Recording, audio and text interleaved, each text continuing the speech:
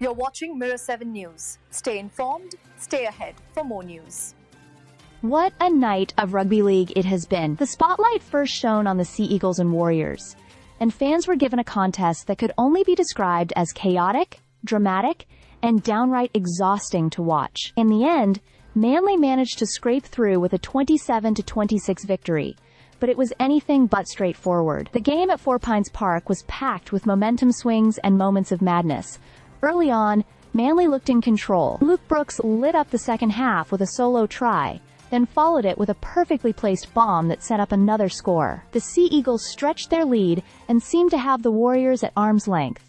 But then came the injuries, and they came thick and fast. Tommy Talau was taken off with a suspected broken thumb.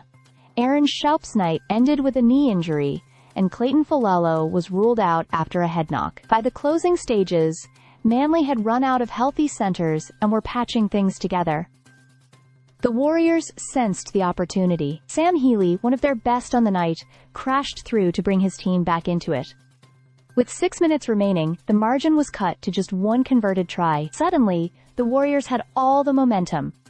That was when Daly Cherry Evans, in what was billed as his farewell game in Sea Eagles colors, stepped up with the defining play.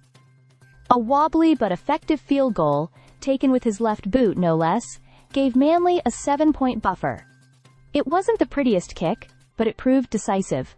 Even then, the Warriors refused to go quietly. Dallin Watane-Zelezniak sprinted clear, kicked ahead, and was illegally taken out by Tom Trbojevic, who was promptly sent to the sin bin. More time wasting from the Sea Eagles saw Jazz Tevabaga also binned. With the siren sounding, Watane-Zelezniak still managed to dive over in the corner for a try, and Tana Boyd slotted the sideline conversion. The margin closed to just a single point, but by then, the Cherry Evans field goal had already sealed it. The final whistle was blown with relief from Manly fans and heartbreak for the Warriors. Cherry Evans walked off to a standing ovation, his legacy as one of Manly's greats firmly intact.